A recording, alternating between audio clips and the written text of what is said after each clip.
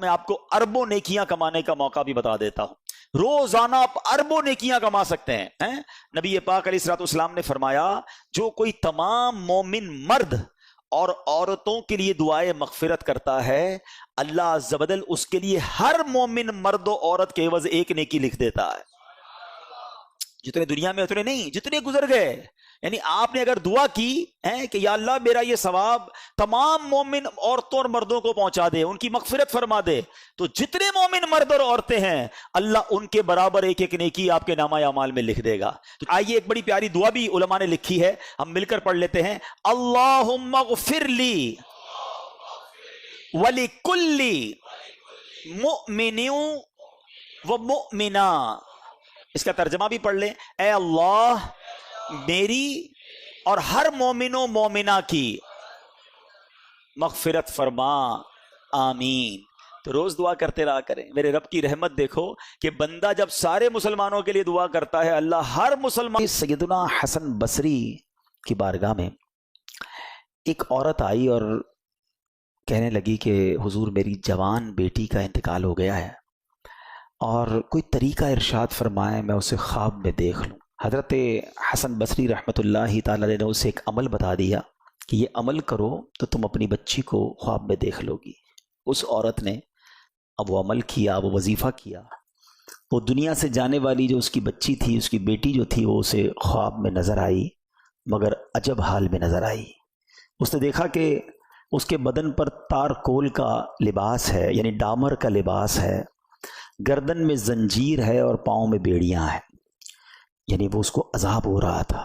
ماں تھی اور اپنی بیٹی کی یاد میں تڑپ رہی تھی، مگر جب خواب میں اپنی بیٹی کو عذاب میں دیکھا، وہ ہیبت ناک منظر دیکھا تو کانپ اٹھی. دوسرے دن سیدنا حسن بصری رحمۃ اللہ تعالی کو خواب سنایا کہ حضور میری بیٹی تو اس حال میں ہے. اب بڑے غمزدہ ہوئے.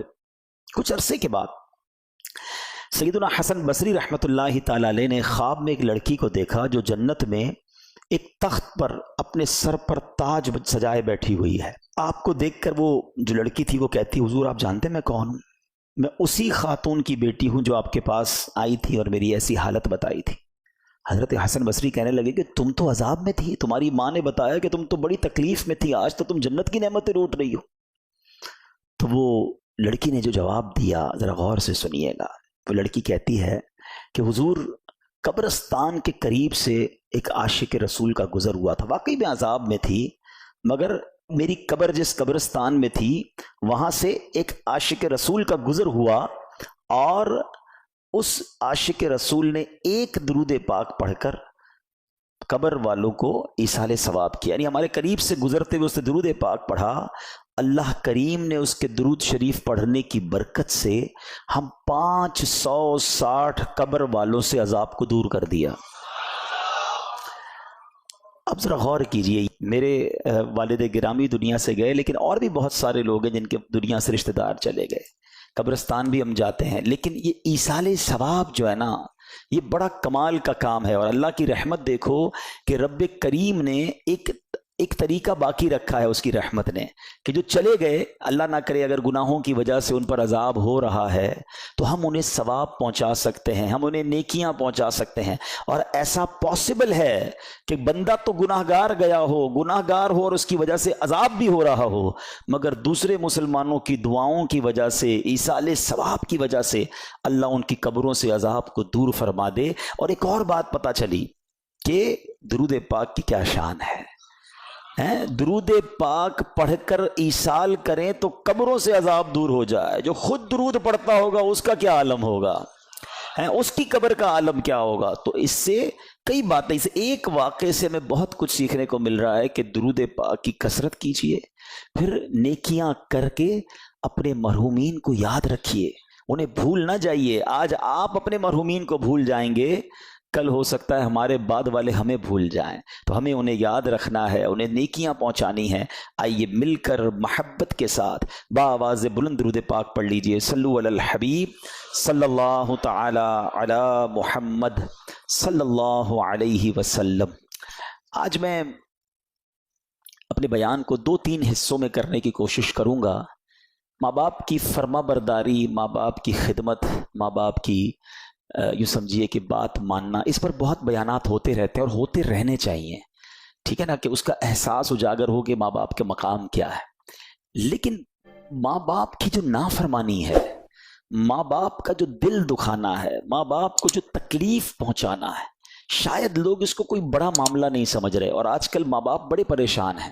آج کل بچوں کو اس بات کا احساس ہی نہیں ہے کہ اگر ماں باپ تکلیف میں ہیں تو ہمارا کیا بنے گا، ہمیں کتنا بڑا گناہ ملے گا، یا کوئی نارمل سی بات ہے کہ ٹھیک ہے ماں باپ رات کو جاگ رہے ہیں، بچہ نہیں آ رہا، ماں باپ کو جواب نہیں دے رہا، ان کی بات نہیں مان رہا، ان کے دل میں تکلیف پہنچا رہا ہے، یا اللہ نہ کرے اس سے بڑھ کر ماں باپ کو برا بھلا کہہ رہا ہے، ماں باپ سے لڑ رہا ہے، یہ کتنا بڑا گناہ ہے، اور اس کے کانسیکوینسز کیا کیا ہیں، شاید اس طرف توجہ نہیں۔ تو شروع میں انشاءاللہ ماں باپ کی نافرمانی کس قدر برا عمل ہے اس پر کچھ بات کریں گے، پھر ماں باپ کے حقوق شریعت ہم پر کیا لاگو کرتی ہے کہ ہمیں ماں باپ کے ساتھ رہنا کیسے ہے، اور اس کے بعد ہم انشاءاللہ کچھ ایصال ثواب پر بات کریں گے، کیونکہ ہمیں پتہ چلے کہ جن کے ماں باپ حیات ہیں انہوں نے ماں باپ کے ساتھ کیسے رہنا ہے، اور جن کے چلے گئے ہیں اب کیسے ایصال ثواب کے ذریعے ہم ان کی گویا ہیلپ کر سکتے ہیں، ان کو تحفے بھجوا سکتے ہیں۔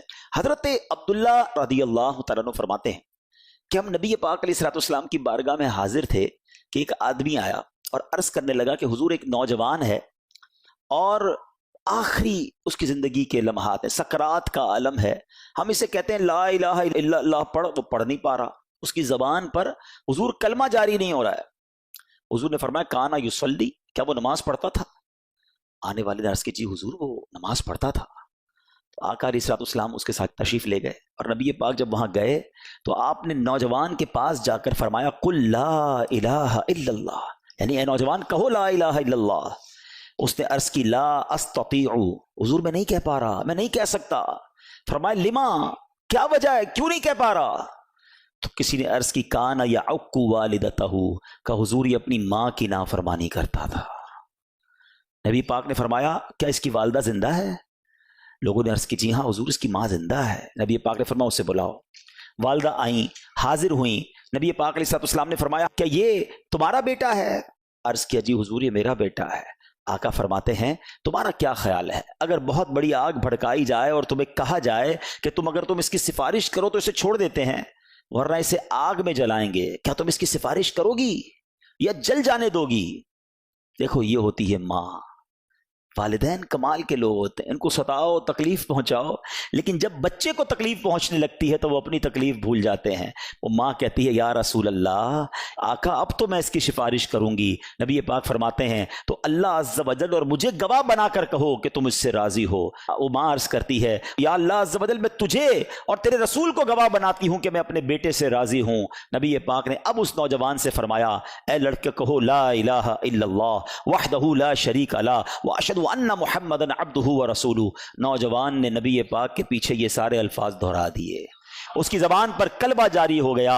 پھر میرے آقا نے فرمایا الحمدللہ الذی انقذہ بی من النار۔ آقا فرماتے سب تعریفیں اللہ عز و جل کے لیے جس نے میرے وسیلے سے اس نوجوان کو دوزخ سے بچا لیا۔ میرے پیارے اسلامی بھائیوں، پتہ یہ چلا کہ ماں باپ ناراض ہونا تو مرتے وقت زبان پر کلمہ بھی جاری نہیں ہوتا ہے۔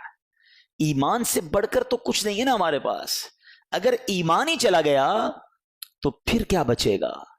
تو جن اسباب ریزنز بیان ہوئے احادیث میں کہ جن چیزوں کی وجہ سے ایمان برباد ہو سکتا ہے، ان ریزنز میں احادیث میں والدین کی نافرمانی بھی ہے۔ لیکن کیا ہم نے اس بارے میں کچھ سوچا؟ بعض علماء فرماتے ہیں برے خاتمے کے 4 اسباب ہیں، there are 4 reasons، ٹھیک ہے، جو بری موت کی طرف لے جاتے ہیں۔ اس سے زیادہ بڑا نقصان کیا ہوگا؟ کسی کی فیکٹری میں آگ لگ جائے، اللہ نہ کرے کسی کا ایکسیڈنٹ ہو جائے، کسی کے گھر میں آگ لگ جائے، کوئی بہت بڑا نقصان ہو جائے، وہ سمجھتا ہے میری دنیا ختم ہو گئی، مگر یقین جانیں دنیا کی ساری نعمتیں چلی جائیں اور ایمان سلامت ہے نا تو وہ بندہ پھر بھی کامیاب ہے، لیکن اس کے پاس دنیا بھر کی دولت ہے اور ایمان ہی چلا گیا تو اس سے بڑا ناکام کوئی نہیں ہے۔ تو بری موت کے 4 اسباب بیان کیے گئے۔ نمبر 1 نماز میں سستی کرنا، نمبر 2 شراب پینا، نمبر 3 ماں باپ کی نافرمانی، اور نمبر 4 مسلمانوں کو تکلیف دینا۔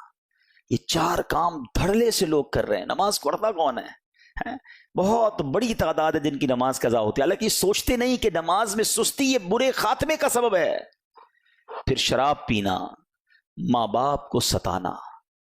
پلیز جن کے ماں باپ ہیں نا، ماں باپ کی خدمت کو ہلکا نہ لیں، اور ماں باپ کی ذات کو بھی کوئی چھوٹی ذمہ داری نہ سمجھیں۔ ناراض ہو گئے نا تو رب بھی ناراض ہو جائے گا۔ پیارے آقا علیہ الصلوۃ والسلام نے ایک بڑی کمال کی حدیث، آقا چند جملوں میں پوری بات فرما دیتے تھے۔ آقا فرماتے، حدیث پاک کا مضمون ہے، ماں باپ ہی تیری جنت ہے، ماں باپ ہی تیری دوزخ ہے۔ ایک ہی لائن ہے، مگر اس لائن میں پورا فلسفہ بیان کر دیا کہ ماں باپ راضی تو رب راضی، اور ماں باپ ناراض تو رب بھی ناراض۔ اب ماں اور باپ کو ستانے والے، ماں باپ کے نافرمان کے ایسے ایسے انجام لکھے ہوئے ہیں۔ وہ بچے جن کے ماں باپ حیات ہیں، خدا کے واسطے غور سے سنو۔ حضرت عوام بن حوشب رضی اللہ عنہ سے روایت ہے، فرماتے ایک مرتبہ دوران سفر میں ایک محلے میں ٹھہرا۔ اس محلے کی طرف ایک قبرستان تھا، اور وہاں جب عصر کا وقت ہوتا تھا تو قبرستان میں سے ایک قبر شک ہوئی، قبر پھٹی، اور اس میں سے ایک قبر میں سے آدمی نکلا جس کا سر گدھے جیسا تھا، اور اس نے 3 مرتبہ گدھے جیسی آواز نکالی، پھر قبر میں گیا اور قبر بند ہو گئی۔ آپ کہتے ہیں میں بڑا حیران ہوا، تو قریب ہی میں نے دیکھا کہ ایک بوڑھی عورت ہے جو اون وغیرہ کاٹ رہی ہے۔ ایک خاتون مجھ سے کہنے لگی، تم اس بوڑھی عورت کو جانتے ہو؟ میں نے کہا میں تو نہیں جانتا۔ خاتون نے کہا یہ اس کی ماں ہے۔ جب میں نے پوچھا کہ اس کا واقعہ کیا ہے تو خاتون کہنے لگی کہ وہ شخص شراب پیا کرتا تھا، شام کو جب وہ گھر آیا کرتا تو اس کی ماں اس سے کہتی تھی میرے بیٹے اللہ سے ڈر، کب تک تو شراب پیتا رہے گا؟ ماں اسے سمجھاتی تھی۔ وہ بدبخت اپنی ماں کو پتہ ہے کیا جواب دیتا تھا؟ کہتا تھا تم کب تک ہینگتی رہو گی جب تک جیسے گدھا ہینگتا ہے۔ ماں کو کہتا تھا گدھے جیسی آواز نکالتی ہو تو مجھے کیوں سمجھاتی ہو؟ خاتون نے کہا کہ جب یہ مرا تھا نا، عصر کا وقت تھا، اب روز عصر کے وقت اس کی قبر پھٹتی ہے، یہ قبر سے باہر نکلتا ہے اور گدھے جیسی آواز نکالتا ہے۔ سوچئے، آج اللہ کرے کہ ہم میں سے کوئی ایسا یا نہ بیٹھا ہو، لیکن ایسے افراد ہیں جو اپنے ماں باپ کے سامنے اونچی آواز میں بات کرتے ہیں، اپنے ماں باپ کو معاذ اللہ گالیاں دیتے ہیں، یہاں تک کے بارے میں سنا کہ ماں باپ کو مارتے ہیں۔ کیسے لوگ ہیں؟ خدا را ان کی دعائیں لو۔ بڑے خوش نصیب ہیں کہ جن کے والدین حیات ہیں۔ آج جن کے ماں باپ نہیں ہیں نا، ان کو ملنے کے لیے اپنے ماں باپ سے قبرستان جانا پڑتا ہے۔ کبھی کبھی گوٹ اٹک جاتی ہے نا، کوئی کام اٹک جاتا ہے، تو آپ کیا کرتے ہیں؟ جن کی ماں ہوتی ہے، ماں کے پاس چلے جاتے ہیں، ماں پھنس گیا ہوں دعا کر دو، ابو پریشان ہوں دعا کر دو۔ اب سوچو جس کی گوٹ اٹکے اور ماں باپ بھی نہ ہو، جس کا کام اٹک گیا ہو، ماں باپ سے کہہ بھی نہ سکتا ہو، اس کے دل پہ کیا بیتتی ہوگی؟ کاش میری ماں ہوتی تو میں دعا کرا لیتا، کاش میرا والد ہوتا میں اس کے قدموں میں بیٹھ جاتا۔ اب قبرستان جا کر کہنا پڑتا ہے کہ آپ تو چلے گئے دنیا سے، آپ بھی دعا کریں اور اللہ سے بھی عرض کرتے ہیں کہ مولا اب ان کے صدقے ہمارے کام بنا دے۔ تو خدا را انہیں راضی کر کے بھیجنا، جانا انہوں نے بھی ہے، جانا ہم نے بھی ہے، مگر خوش نصیب وہ بچے ہیں کہ جن کے ماں باپ ان سے راضی ہو کر گئے، ان سے خوش ہو کر گئے، ان کے دل ان سے مطمئن تھے۔ اس سے بڑا بد نصیب کون ہوگا کہ ماں کو راضی نہ کر سکا اور ماں دنیا سے چلی گئی، باپ کو راضی نہ کر سکا اور باپ دنیا سے چلا گیا۔ تو ماں باپ جس کے پاس ہے نا، یہ جنت کا ٹکٹ ہے، اور یہ ٹکٹ حاصل کرنا ہے، اللہ کو راضی کرنا ہے، ورنہ مارے جائیں گے۔ میں آپ کو بخاری شریف کی پڑھ رہا تھا، آج بیان تیار کر رہا تھا جب، کہ کبیرہ گناہ، بہت سارے کبیرہ گناہ ہیں، لیکن جو بڑے کبیرہ گناہ بیان کیے نا نبی پاک علیہ الصلوۃ والسلام نے۔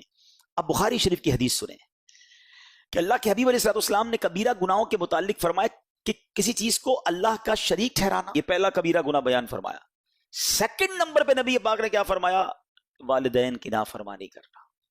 تیسرے نمبر پر فرمایا ناحق قتل کرنا۔ چوتھے نمبر پر فرمایا جھوٹی قسم کھانا۔ مسلم شریف کی حدیث میں پیارے آقا نے فرمایا، کبیرہ گناہ کا جب ذکر ہو رہا ہے، کسی چیز کو اللہ کا شریک ٹھہرانا، والدین کی نافرمانی کرنا، ناحق قتل کرنا اور جھوٹ بولنا۔ علماء فرماتے ہیں کہ اتنے سارے کبیرہ گناہ ہیں، سب سے بڑا گناہ شرک ہے نا، اس شرک کے بعد دوسرا بڑا گناہ جہاں جہاں نبی پاک نے کبیرہ گناہ بیان کیے نا، ماں باپ کی نافرمانی بیان کیا۔ آپ سوچئے یہ کتنا بڑا گناہ ہے۔ لوگ کہتے ہیں یار ماں باپ تو بس ٹھیک ہے نا، ناراض ہو گئے تو کیا ہو گیا، بعد میں منا لیں گے۔ تمہیں کیا پتا وہ راضی ہوں گے کہ نہیں؟ تم نے آج دل دکھایا، کبھی بڑی آواز میں بات کی، کبھی ان کی بات نہ مانی، ہو سکتا ہے تمہاری وجہ سے وہ رو پڑے ہوں، تمہیں احساس نہیں ہے۔ حالانکہ شریعت یہ کہتی ہے، میں ابھی تھوڑی دیر کے لیے ماں باپ کے دل کو سائڈ پہ رکھ دیں، ٹھیک ہے نا، میں مسلمان تو ہوں نا، میں نے کلمہ پڑھا ہے، میں اللہ اور اس کے رسول کی بات مانوں گا تو میری مغفرت ہوگی۔ اللہ اور اس کا رسول یہ فرما رہے ہیں، شریعت یہ سکھا رہی ہے کہ اللہ کی بارگاہ میں شرک کے بعد جو سب سے بڑا گناہ بتایا گیا وہ ماں باپ کی نافرمانی بتایا گیا۔ اچھا، اللہ کریم نے جہاں اپنی اطاعت کا بیان کیا ہے، اپنی فرما برداری کا بیان کیا، کئی جگہوں پر اس کے فوراً بعد ماں باپ کی فرما برداری کا بیان کیا۔ تو علماء اس کی وجہ بیان کرتے ہیں کہ اللہ خالق حقیقی ہے، حقیقی معنوں میں پیدا کرنے والا رب ہے، اور والدین جو ہیں وہ سبب بنے کہ جن کی وجہ سے میں اور آپ دنیا میں آئے۔ تو خالق حقیقی کی عبادت پہلے ہے، خالق حقیقی کا شکر ادا کرنا پہلے ہے، اور اس کے فوراً بعد فرمایا کہ ماں باپ کا احسان مانو، ماں باپ کا حکم مانو، ان کی اطاعت کرو۔ بالکل اسی طرح خالق حقیقی کے ساتھ شرک کرنا سب سے بڑا گناہ ٹھہرا ہے، اس کے بعد بڑا گناہ ٹھہرا ماں باپ کی نافرمانی کرنا، ماں باپ کو ستانا۔ میں آپ کو آپ کی شریعت بتا رہا ہوں کہ ہمیں شریعت یہ کہتی ہے کہ اگر رب کو راضی کرنا ہے، اللہ کے حبیب کو راضی کرنا ہے، تو ماں باپ کو راضی کرنا ہے، ماں باپ کی نافرمانی نہیں کرنی ہے۔ اچھا، پھر پیارے آقا علیہ الصلوۃ والسلام فرماتے ہیں سب سے بڑا گناہ یہ ہے، بخاری شریف کی حدیث، صحیح بخاری کی حدیث، سب سے بڑا گناہ یہ ہے کہ کوئی اپنے والدین کو گالی دے۔ صحابہ نے کہا حضور کیا کوئی اپنے والدین کو گالی دے سکتا ہے؟ اچھا، اس زمانے میں تو یہ پاسبل ہی نہیں تھا نا، اس زمانے میں تو کوئی سوچ ہی نہیں سکتا تھا، جبھی تو یہ سوال کیا گیا کہ حضور کوئی والدین کو گالی دے سکتا ہے؟ تو نبی پاک نے فرمایا آدمی کسی کے باپ کو گالی دیتا ہے تو وہ اس کے باپ کو گالی دے گا، تو کوئی آدمی کسی کی ماں کو گالی دیتا ہے تو وہ اس کی ماں کو گالی دے گا۔ اب ذرا غور سے سمجھیے گا بات کو، اس کا مطلب یہ ہوا کہ اس زمانے میں تو ایسا تھا ہی نہیں کہ کوئی ڈائریکٹ ماں باپ کو گالی دے۔ آج تو ایسے بھی بد نصیب ہیں جو اپنے ماں باپ کو ڈائریکٹ گالیاں دے رہے ہوتے ہیں۔ اچھا، ماں باپ کو ڈائریکٹ نہیں دے رہے ہوتے نا، دوستوں میں بیٹھ کے دے رہے ہوتے، میرا تو باپ ہے ہی ایسا ہے، میری ماں تو ہے ہی ایسی، استغفر اللہ۔ اس کا عذاب کیا ہوگا؟ یہ تو نبی پاک نے ایک دوسری انداز بیان کیا کہ وہ کسی کے ماں باپ کو گالی دے تو وہ اس کے ماں باپ کو گالی دے۔ آج ایسا ہو رہا ہے، ماں بہن کی گالیاں دیتے ہیں، شوق سے دیتے ہیں، پھر دوسرے تمہاری ماں بہن کو گالیاں دے رہے ہیں۔ احساس ہی نہیں ہے کہ میری ان حرکتوں کی وجہ سے میری ماں کو گالی پڑ رہی ہے، میرے والد کو گالی پڑ رہی ہے۔ اور ایسا بھی ہوتا ہوگا کہ ماں قبر میں ہوگی اور تمہارے دوست تمہاری ماں کو گالی دے رہے تمہاری وجہ سے۔ ہونا کیا چاہیے کہ لوگ میری وجہ سے میرے ماں باپ کی تعریف کریں کہ یار بیٹا ایسا ہے تو باپ کیسا ہوگا، کیا تربیت کی ہے اس کے والد نے۔ میں کام ایسے کروں دنیا میں کہ لوگ میرے مرے ہوئے ماں باپ کی تعریف کریں، لوگ کہیں کہ یار کیا والد تھا جس نے ایسا بیٹا بنایا، کیسی ماں تھی جس نے ایسے بیٹے کو تربیت کی۔ لوگ کہتے ہیں یار ماں باپ نے تربیت کیسی کی اس کی طرف، ایسا بدماش، ایسا بدتمیز، ایسا جھگڑالو، اتنا تکلیف پہنچانے والا۔ وہ بچہ سوچے کہ تم نے زندگی میں بھی ماں باپ کو خوش نہیں کیا اور ماں باپ کی عزت بھی تم نے مرنے کے بعد بھی برباد کی، یعنی گویا ان کی روح کو قبر میں بھی تم نے تکلیف پہنچائی۔ خوددارا زندگی ایسی گزارو کہ لوگ کم از کم مجھے دیکھ کر میرے ماں باپ کو دعائیں دیں، میری وجہ سے کوئی میرے ماں باپ کو برا بھلا، ارے مجھے برا بھلا کہہ لیں، میرے ماں باپ کو تو نہ کہے نا۔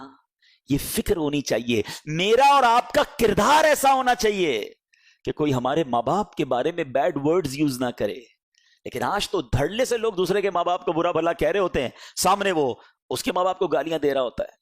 سنو، حدیث پاک سناتا ہوں، یہ ماں باپ کی نافرمانی جو ہے نا، یہ کوئی چھوٹا گناہ نہیں ہے، یہ اتنی بڑی برائی ہے۔ یعنی میں یہ سمجھتا ہوں کہ آج کوئی شراب پیے نا، لوگ کہتے ہیں او ہو شرابی ہے یہ تو، ارے یہ تو بڑا قاتل ہے، یہ تو گنڈا چور ہے، یہ تو جناب ہیروئنچی ہے، یہ تو جواری ہے۔ یہ 4-5 گناہ جو ہے نا ہمارے معاشرے میں بہت بڑے مانے جاتے ہیں، واقعی یہ بڑے گناہ ہیں، لیکن ان سب سے بڑا گناہ جو ہے وہ ماں باپ کو ستانا ہے۔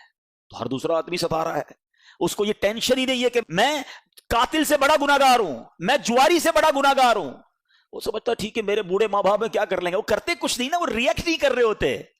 لیکن یہ ستانے والا سوچے کہ میں روز کبیرہ گناہ کر رہا ہوں، روز مجھے اللہ کی بارگاہ سے کس قدر یوں سمجھے لعنت ہو رہی ہوگی۔ سنو، میرے آقا علیہ الصلوۃ والسلام فرماتے ہیں جنت کی خوشبو 500 سال کی مسافت سے سونگھ لی جائے گی۔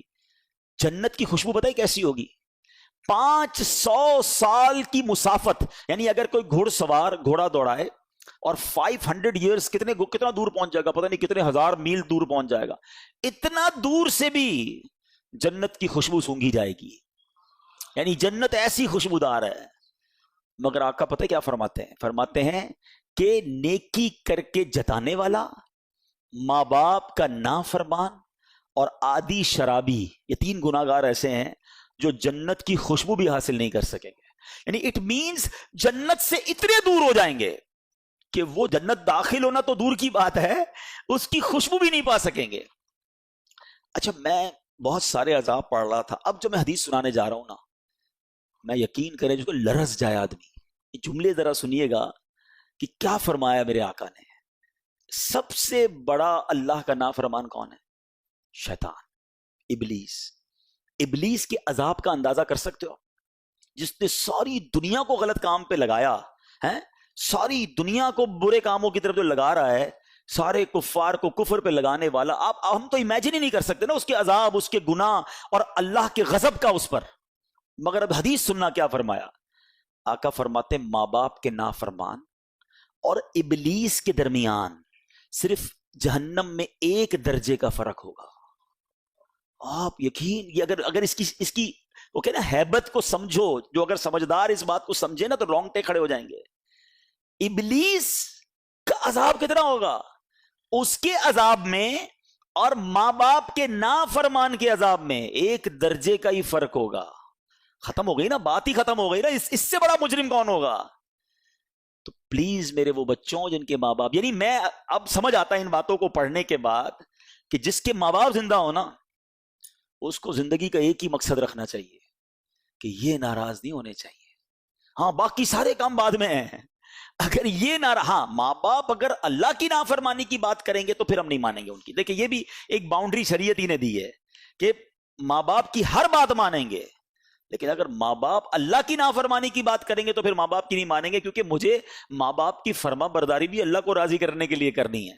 تو اللہ کو تو ناراض نہیں کریں گے، لیکن اس کے علاوہ ہر بات میں بس ماں باپ راضی رہے، کیونکہ یہ راضی ہو گئے رب راضی ہو جائے گا. ابھی آپ نے سنا نا کہ وہ بندے کی زبان پہ کلمہ ہی جاری نہیں ہوا. ایسی بہت ساری روایتیں ہیں کہ نمازی بھی تھے، روزہ دار بھی تھے، صدقہ دینے والے بھی تھے، ماں باپ ناراض تھے. آقا نے فرمایا کوئی عبادت قبول نہیں ہوگی. تو اس بات کو بٹھا لیں دماغ میں. یہ ہو گئی بات کچھ ماں باپ کے نافرمان کی سزا کے بارے میں. اب میں یہ بتانا چاہتا ہوں کہ ہماری شریعت ہمیں حقوق کیا بتاتی ہے. جن کے ماں باپ زندہ ہیں نا، ان کو ماں باپ کے ساتھ رہنا کیسے ہے. سبحان اللہ. اب ذرا قرآن و حدیث کی روشنی میں کچھ مدنی پھول میں آپ کو پیش کرتا ہوں، پوائنٹ وائز ہیں، ہو سکے تو یاد کیجئے گا. نمبر 1، ان سے دل سے محبت کریں. یہ حق ہے ان کا. ایک تو یہ کہ بھائی یار اب کیا کریں بھائی، مولانا صاحب نے بیان کیا تھا، اچھے تو لگتے نہیں پھر بھی محبت کر رہے. نہیں، ان سے دل سے محبت کریں، یہ حق ہے ان کا. اچھا، ان کو نام سے نہ پکاریں بلکہ ان کو کنیت سے پکاریں جسے وہ پسند کرتے ہیں. اچھا چلیں ہمارے یہاں کنیت نہیں ہے تو اچھے نام ابو جان ہو سکتا ہے، بابا جان ہو سکتا، جو آپ کے یہاں عرف ہے. نام سے نہ پکاریں. ان سے پہلے نہ بیٹھیں، ان کے آگے نہ چلیں، حتی الامکان ان کے برابر میں بھی نہ بیٹھیں. یہ ماں باپ کے آداب لکھیں کتابوں میں. اگر وہ تشریف لائیں تو ان کے لیے تعظیماً کھڑے ہو جائیں، ان کو عزت کی جگہ بٹھائیں، ہو سکے تو اپنی چادر بچھا کر انہیں بٹھائیں. چہرے کی بشاشت اور خندہ پیشانی کے ساتھ ان سے بات کریں. منہ چڑھا ہوا ہے، موڈ آف ہے، اچھا چلو بولو، چلو اب جلدی جلدی بات کرو، ٹائم نہیں ہے.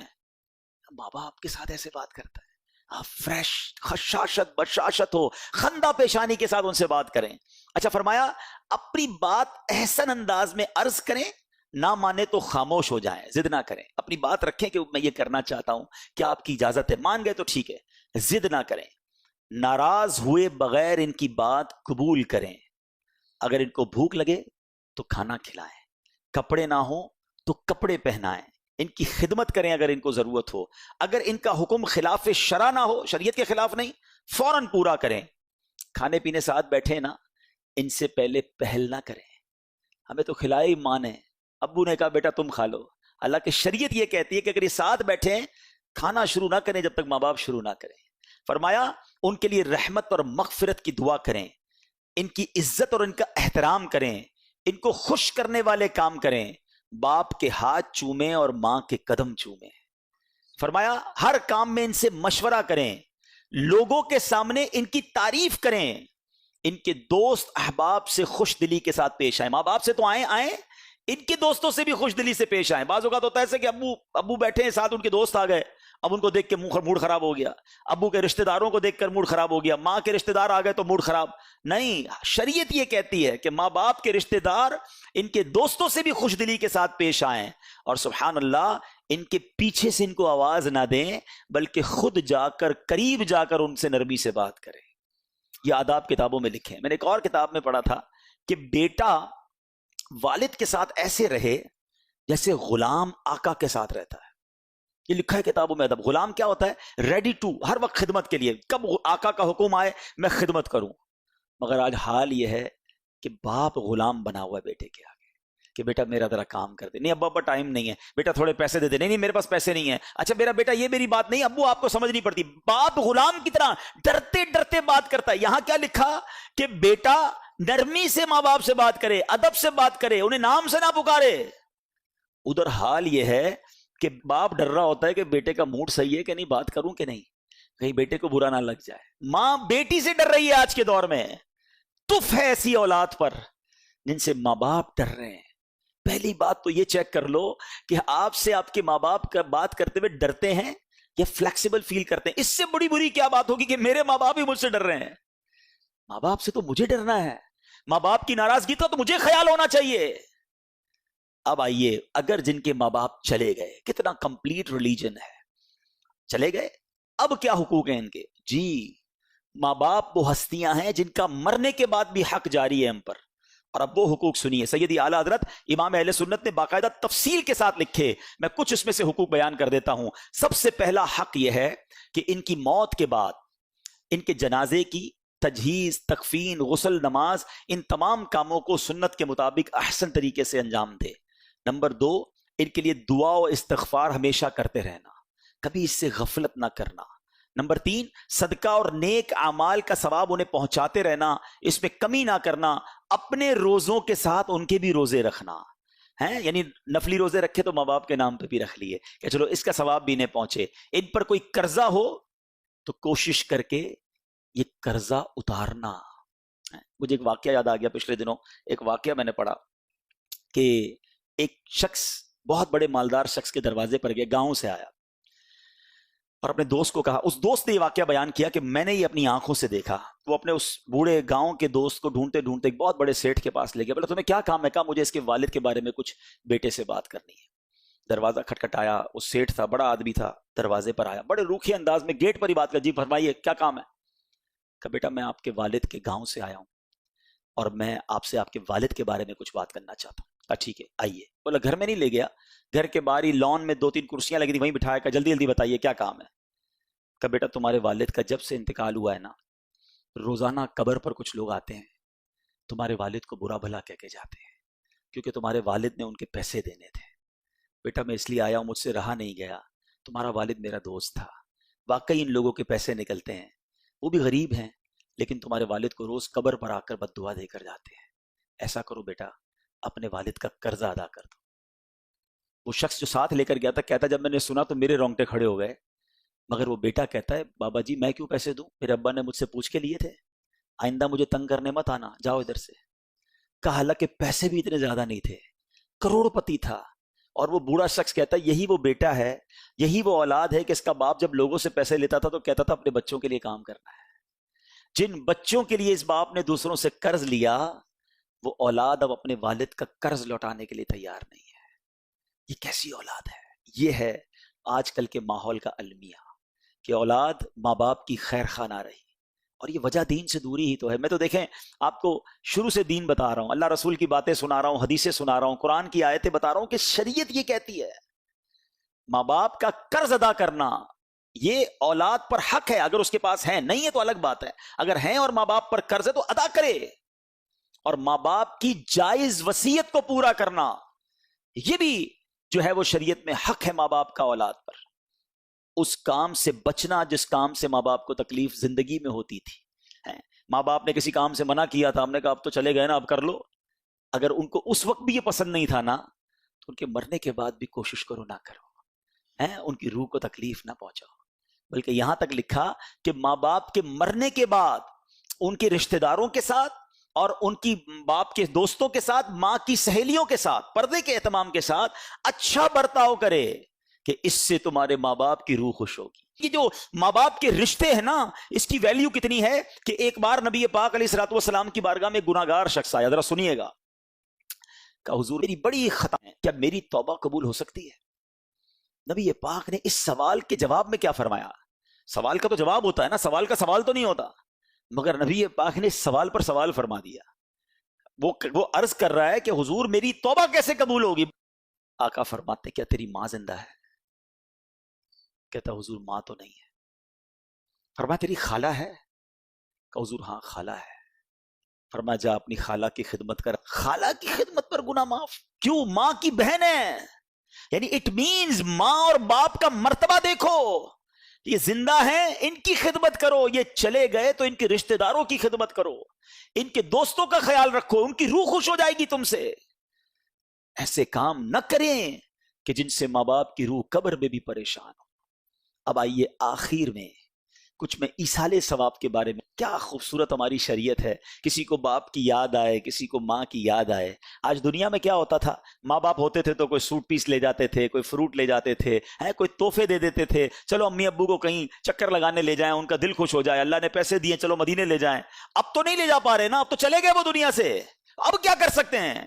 تو اب بھی یہ کر سکتے ہیں کہ قرآن پڑھ کے انہیں تحفہ پہنچا دیں، اجتماع کر کے انہیں تحفہ پہنچا دیں، مسجد بنا کے انہیں ثواب پہنچا دیں۔ ہماری شریعت نے ایصال ثواب کا کیا شاندار نظام رکھا ہے، ایمان تازہ ہو جاتا ہے ان حدیثوں کو پڑھنے کے بارے میں۔ اللہ کے نبی علیہ الصلوۃ والسلام حضرت سیدنا ارمیہ کچھ ایسی قبروں کے پاس سے گزرے کہ جن پر عذاب ہو رہا تھا، قبروں میں عذاب ہو رہا تھا۔ کچھ عرصے کے بعد پھر گزرے تو عذاب ختم ہو چکا تھا، تو آپ نے اللہ سے عرض کی کہ یا اللہ پہلے عذاب ہو رہا تھا، اب عذاب ختم ہو گیا، اعمال تو انہوں نے جو کرنے تھے کر لیے نا، اعمال کے رزلٹ پر ہی طے ہوتا ہے کہ قبر میں عذاب ہو رہا ہے، اللہ ناراض ہے تو یا نعمتیں مل رہی ہیں، اب عذاب ختم کیسے ہو گیا؟ اللہ نے ارشاد فرمایا اے ارمیہ ان کے کفن پھٹ گئے، بال بکھر گئے، قبریں مٹ گئیں، تو میں نے ان پر رحم کیا، اور ایسے لوگوں پر میں رحم ہی کیا کرتا ہوں۔ مدینے کے تاجدار علیہ الصلوۃ والسلام فرماتے ہیں اے ایصال ثواب کے اجتماع کرنے والو، اے فاتحہ کرنے والو، دیکھو کیا خوبصورت اہل سنت کے یہاں نظام ہے، اپنے والد کی بھی برسی مناتے ہیں، ثواب ساری دنیا کے مسلمانوں کو پہنچاتے ہیں۔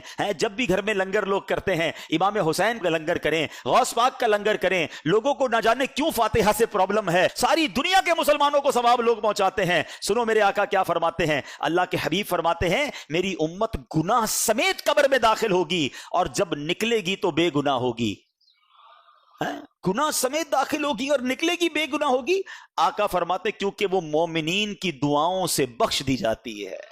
خدا اہل سنت کو آباد رکھے، محمد کا میلاد ہوتا رہے گا۔ یہ میلاد کے اجتماع، ایصال ثواب کے اجتماع، سویم کے اجتماع، ہم جب بھی قرآن خوانی کرتے ہیں، لنگر کرتے ہیں، دعائیں کرتے ہیں، کیا کہتے ہیں یا اللہ سرکار کی ساری امت کو ثواب پہنچا۔ آقا فرماتے میری امت داخل تو گناہوں کے ساتھ ہوگی، جب نکلے گی تو گناہ مٹ چکے ہوں گے، کیونکہ مومنین دعائیں کر رہے ہیں، ایصال ثواب کر رہے ہیں۔ اب سنو جو ایصال ثواب نہیں کرتے نا، اپنے مردوں کو بھول جاتے ہیں، انہیں یاد نہیں رکھتے۔ پیارے آقا علیہ الصلوۃ والسلام فرماتے ہیں کہ مردے کا حال قبر میں ڈوبتے ہوئے انسان کی مانند ہے۔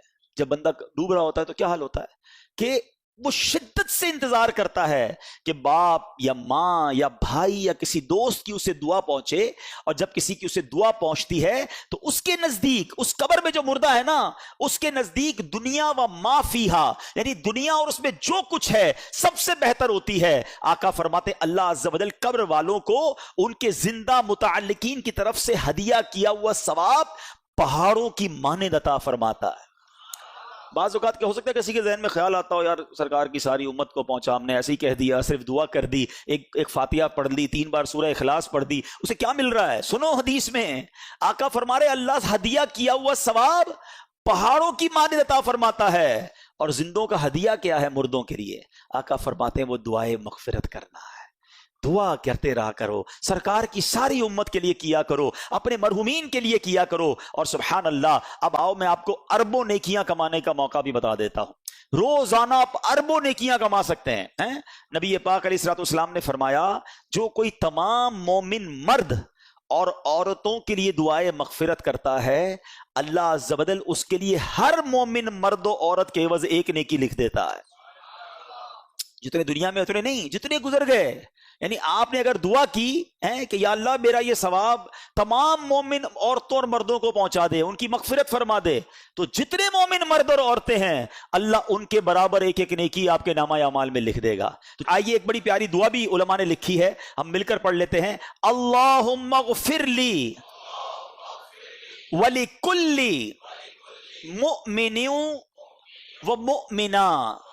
اس کا ترجمہ بھی پڑھ لیں. اے اللہ میری اور ہر مومن و مومنہ کی مغفرت فرما، آمین.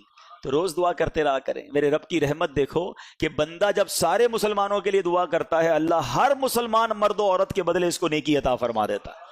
تو ایصال ثواب، میں آپ کو حدیثیں سنا رہا ہوں، کنفیوز نہ ہوا کریں ایصال ثواب میں کہ پتہ نہیں ایصال ثواب ہو سکتا ہے کہ نہیں ہو سکتا. میں تو آپ کو پیارے آقا کی حدیثیں سنا رہا ہوں. اور ہم کتنی بار روزانہ مرنے والوں کے لیے دعائیں نماز میں کیا کرتے ہیں؟ رب اجعلنی مقیم الصلاۃ ومن ذریتی ربنا وتقبل دعاء ربنا اغفر لی ولوالدی وللمؤمنین یوم یقوم الحساب. آپ نے تو مومنین کے لیے بھی دعا کر لی، والدین کے لیے بھی دعا کر لی، تو زندوں کے لیے بھی کی، مردوں کے لیے بھی کی. تو بالکل آپ جو ہے وہ دل کھول کر دعائیں کیا کریں، ایصال ثواب کیا کریں. ایک اور خوبصورت حدیث سنیں ایصال ثواب کیسے پہنچتا ہے. پیارے آقا علیہ الصلوۃ والسلام فرماتے ہیں جب کوئی شخص میت کو ایصال ثواب کرتا ہے نا تو میت کے پاس پہنچاتا کون ہے؟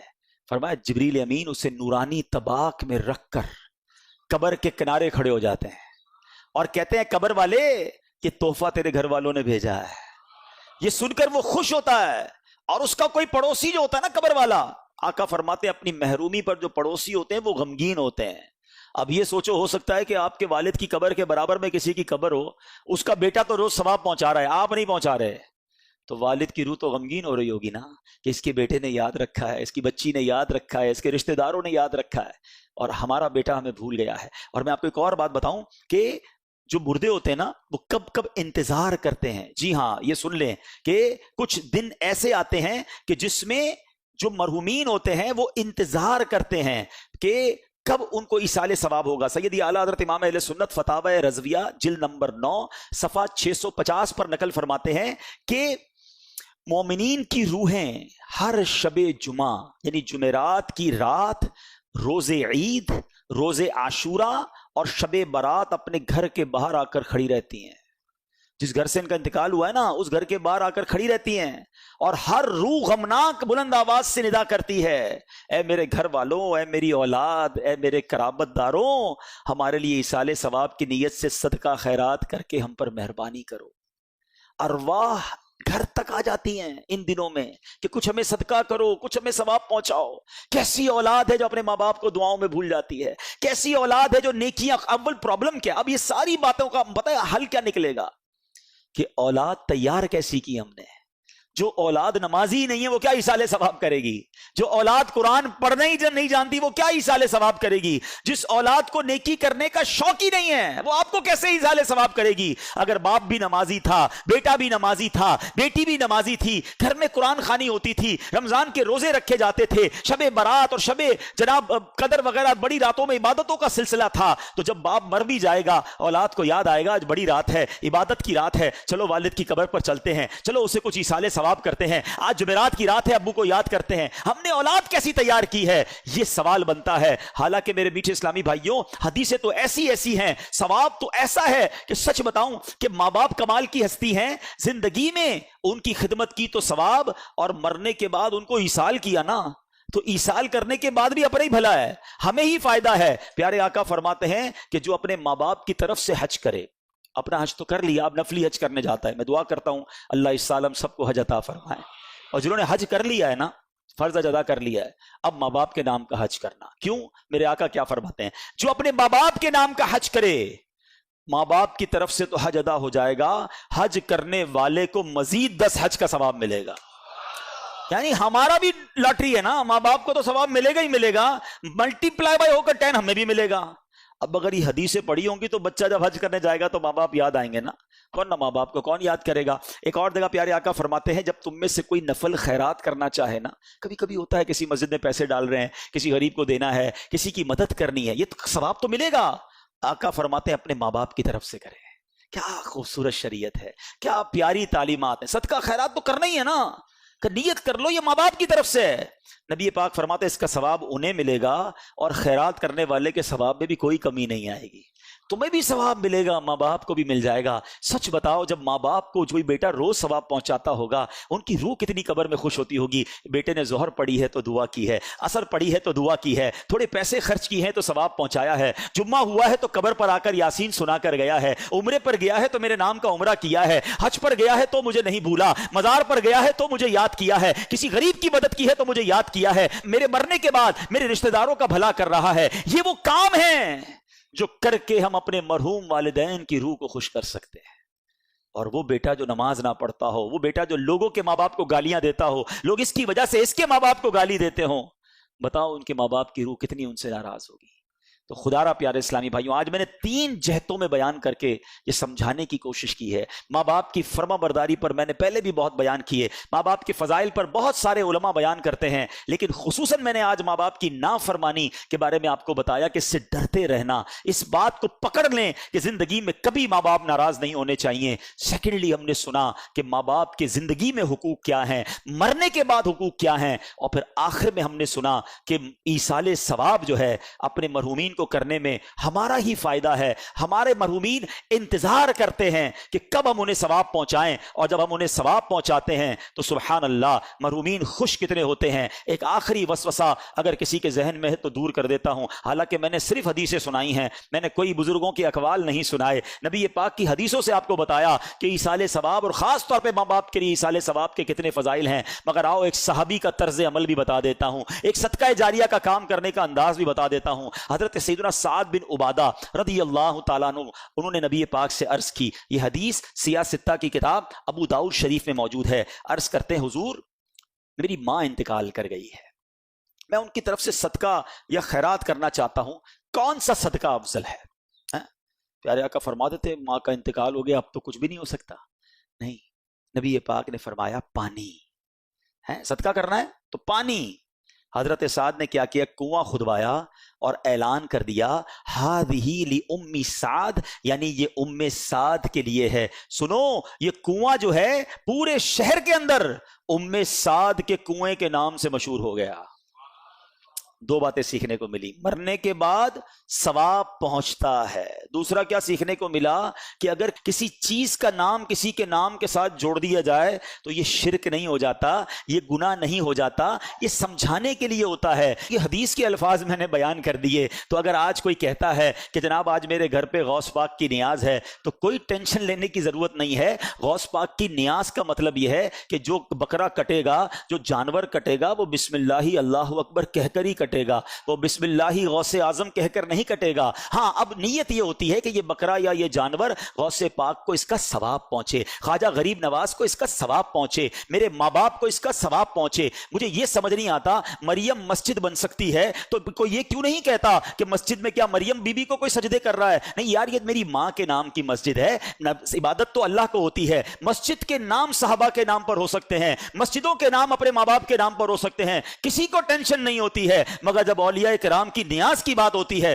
تو ٹینشن شروع ہو جاتی ہے۔ تو سمجھ لو ٹینشن کچھ اور ہے، ورنہ بات انہیں بھی شاید سمجھ آتی ہے۔ تو مسجد تو عبادت کرنے لوگ جاتے ہیں، سجدہ کرنے جاتے ہیں، بریانی میں سجدہ تھوڑی ہوتا ہے۔ جب سجدے والی جگہ کا نام تم کچھ اور رکھ کے ٹینشن نہیں کریٹ کر رہے تو کسی کی نیاز میں ہمیں کوئی آبجیکشن نہیں کرنا چاہیے۔ اور میں نے آپ کو حدیث سے سمجھا دیا کہ حضرت سعد رضی اللہ تعالیٰ عنہ نے کنواں کھدوایا اور مدینے شریف میں اعلان کر دیا کہ ام سعد کا کنواں ہے۔ صحابہ پانی پیتے رہے، کسی نے نہیں کہا یہ شرک ہے، تو ہم بھی امام حسین کا شربت پیتے رہیں گے اور وہ انشاءاللہ اس کی برکت لوٹتے رہیں گے۔ تو کبھی نیاز میں ایصال ثواب میں کنفیوز نہ ہوا کریں، دل و جان سے ایصال ثواب کریں، یہ مرحومین کو پہنچتا بھی ہے اور انشاءاللہ انہیں بھی پہنچے گا اور ہمیں بھی اس کا صدقہ جاریہ ملتا رہے گا۔ اللہ کریم ہمیں اپنے مرحومین کے لیے خوب ایصال ثواب کرتے رہنے کی توفیق عطا فرمائے۔